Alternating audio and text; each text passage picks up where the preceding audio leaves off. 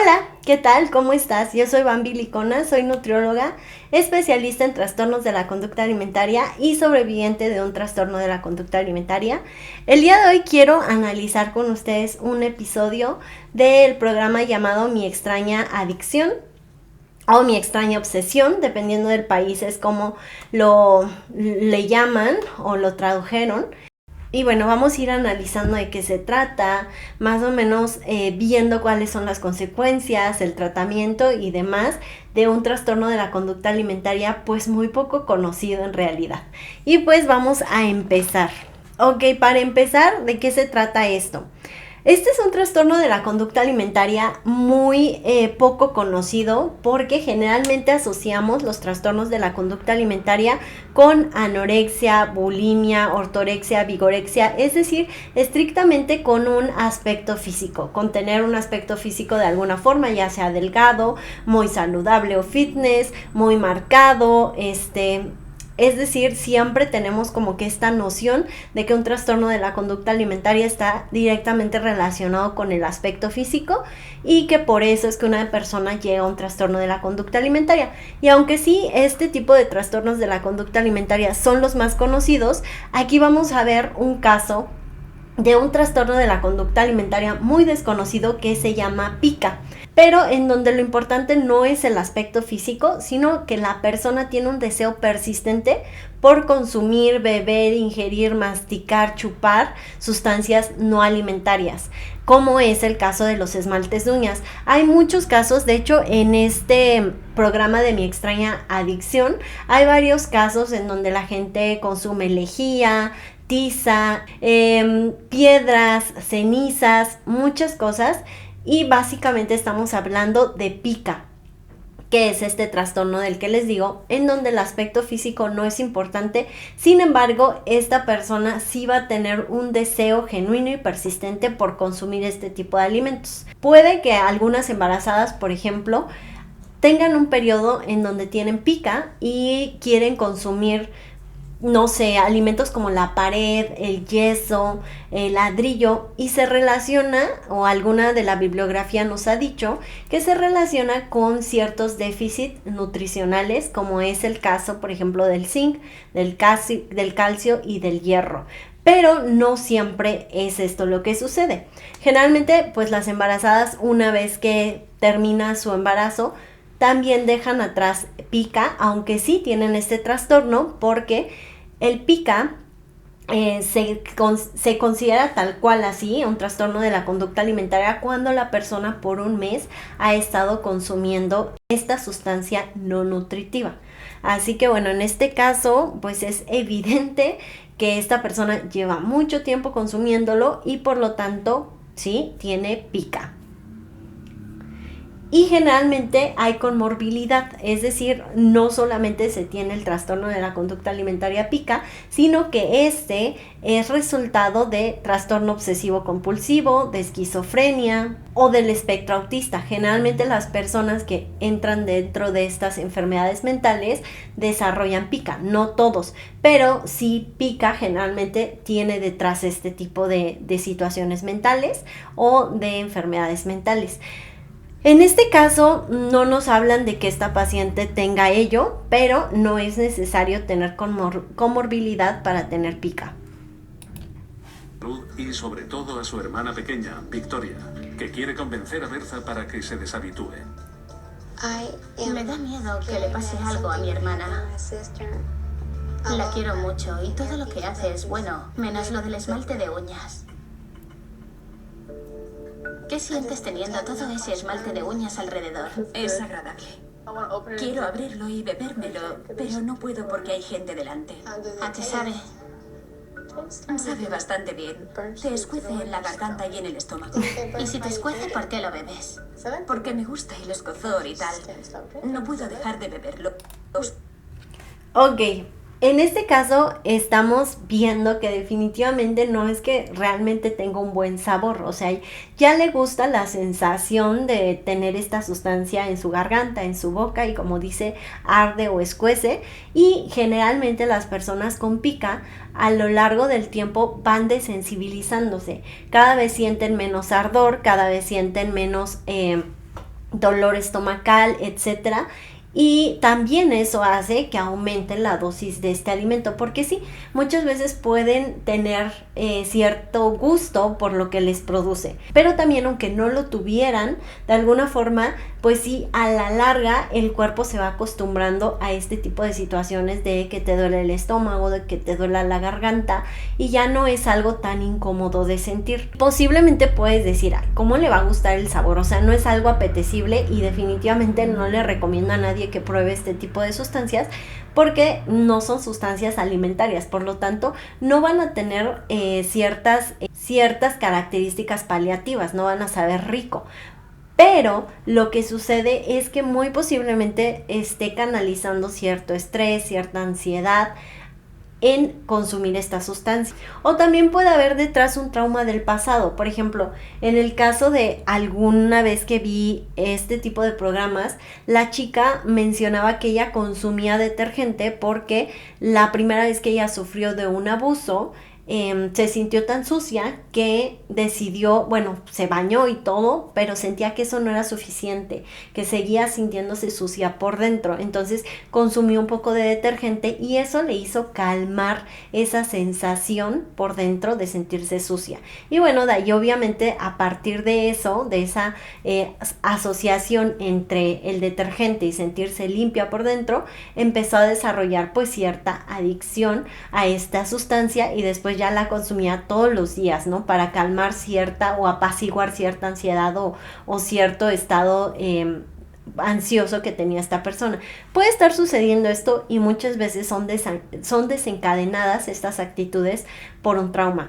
En el caso de ella no menciona tal cual que puede traer este trauma. Eso generalmente, evidentemente, lo tiene que ver un terapeuta. Como a ti cuando ves un pastel. ¿Un pastel?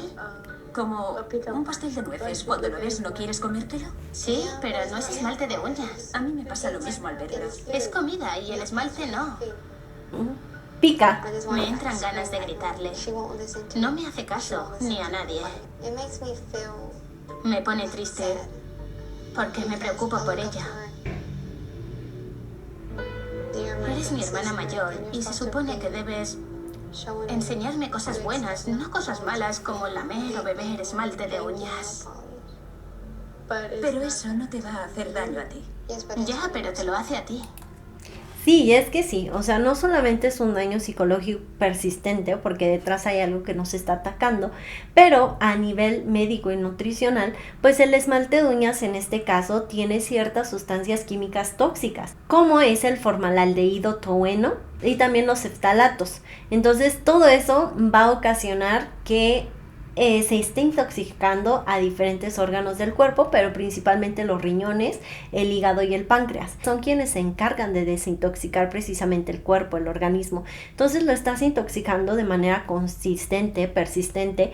Tarde o temprano va a haber un fallo renal. Muy posiblemente estas personas, como les decía, al igual que los adictos, empiezan a desarrollar pues cierta tolerancia a la sustancia y cada vez sienten menos los efectos, pero no quiere decir que no estén allí. También tienen ciertos mecanismos adaptativos que hacen que les produzca cada vez menos daño, pero aún así el daño va a producirse porque son sustancias no alimentarias que no deberían de estar ahí.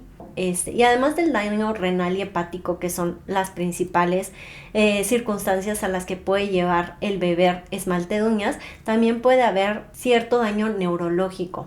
Además de obstrucción intestinal, y al ser sustancias solubles y pues tan químicamente agresivas, también pueden producir daño pulmonar y respiratorio. Esto es importante que en el caso de esta chica un doctor y un nutriólogo se lo hagan saber, porque pues muchas veces te lo dice una persona de tu familia y te quiere, pero no tienen como que los datos precisos para confrontarte. Es importante que por eso vayan al médico este tipo de personas y tengan un tratamiento multidisciplinario entre un médico, un nutriólogo y un psiquiatra y un psicólogo, por supuesto. Creo que mi hermana está haciendo una montaña de un grano de arena. Puede guardarse sus comentarios y dejar de preocuparse por mí. Si le gusta o no, que se aguante. En 5 años, Bertha se... Y actúa tal cual como un adicto, ¿no? Es mi vida, ¿qué les importa? No estoy tan mal, porque hay negación dentro de las adicciones. Siempre les he dicho que los trastornos de la conducta alimentaria son muy parecidos a las adicciones. Y aquí lo vemos, ¿no? Finalmente actúa como un adicto con negación. También está desarrollando una dependencia psicológica a la sustancia que de cierta manera le hace sentir alivio en cuanto lo está consumiendo. Un alivio momentáneo al estrés, a la frustración, a la ansiedad, y pues está desensibilizándose de los efectos que pueda tener esto, tal cual como alguien que tiene un problema de dependencia a una sustancia. de 135 litros de esmalte de uñas. Pero hace un año tuvo un embarazo que no llegó a término y su problema empeoró. Sí.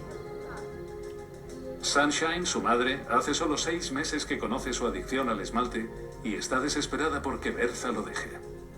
Sabes que te está perjudicando, ¿verdad? El esmalte de uñas lleva muchos productos químicos. Pero es lo que me gusta meterme. Es como con los que se meten drogas, lo necesitan. Yo siento lo mismo. Bueno, pues se va a tener que acabar porque no pienso tolerar esto del esmalte de uñas. Me tiene harta. Pues creo que ya es tarde, porque llevo bebiendo esmalte de uñas mucho tiempo. Me parece...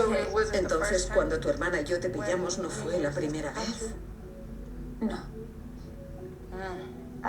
Ya llevo 5 años bebiendo esmalte de uñas. ¿Qué? 5 Que años. llevo 5 años bebiendo esmalte. ¿Cuánto esmalte bebías cuando...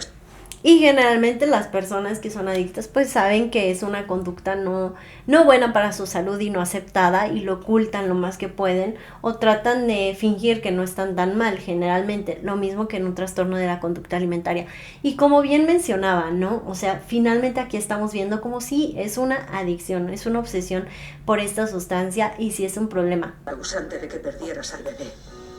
Quizá te lo hiciste tú, Bertha, con el esmalte. Quizá fuiste tú. ¿No lo has pensado?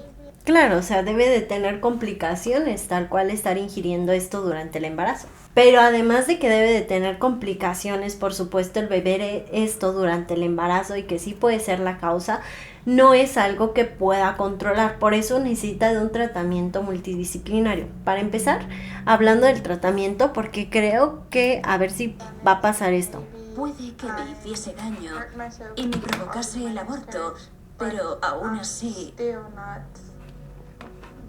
no voy a dejar de beber esmalte de uñas. Me ha partido el corazón al decirme eso. Ni siquiera sé por qué ha sacado el tema, pero también...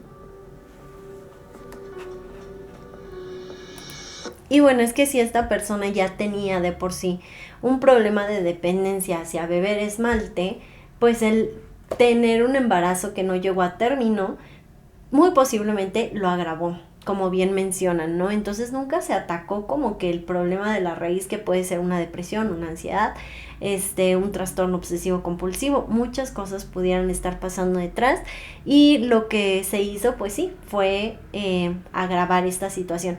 Ahora, en el caso de esta chica, el tratamiento que se debe de tomar, como les decía, es multidisciplinario.